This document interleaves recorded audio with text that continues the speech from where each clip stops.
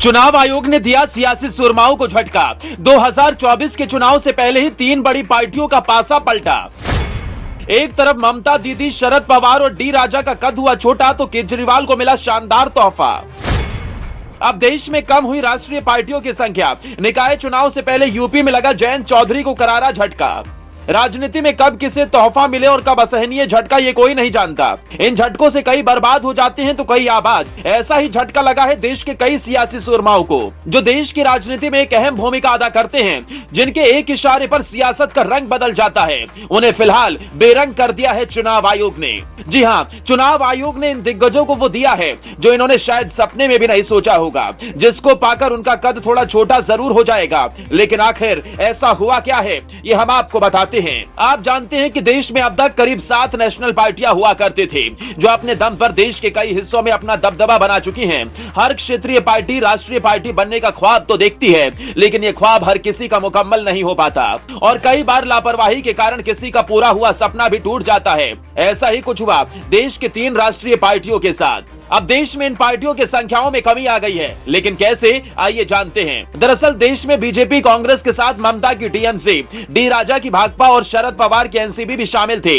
इनके प्रमुख किसी पहचान के मोहताज नहीं है और इन दिग्गजों को एक करारा झटका मिला है, जो चुनाव आयोग ने दिया है।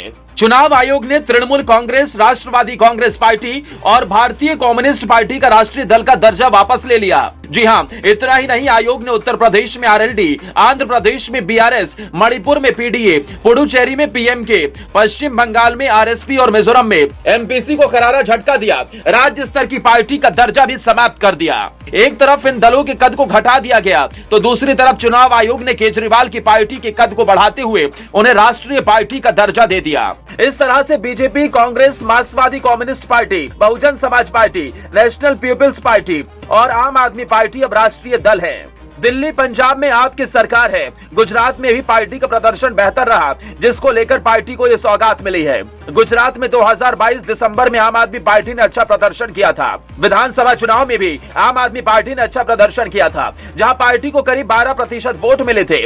पार्टी ने वहां 5 सीटें जीती थी। बता दें कि देश में एक तरफ ममता अपनी पार्टी का विस्तार कर बीजेपी को शिकस्त देने की प्लानिंग कर रहे थे, तो वहीं अब उनके मकसद पर पूरी तरह से पानी फिर गया। इस पर अब देश में सियासत भी हो रही है। प्रदेश बीजेपी ने तंज कसते हुए कहा कि टीएमसी ने राष्ट्रीय पार्टी का दर्जा खो दिया और इसे एक क्षेत्रीय पार्टी के रूप में मान्यता दी जाएगी। टीएमसी को बढ़ाने की दीदी की आकांक्षा के लिए कोई जगह नहीं है, क्योंकि लोग जानते हैं कि टीएमसी सबसे भ्रष्ट, तुष्टीकरण और आतंक से भरी सरकार चलाती है। अब सबको इंतजार है इन नेताओं की प्रतिक्रिया का, जिन्हें आयोग से सदमा लगा है, लेकिन सबसे ज्यादा इंतजार दीदी के बयान का है, जिस पर बीजेपी की भी नजर है।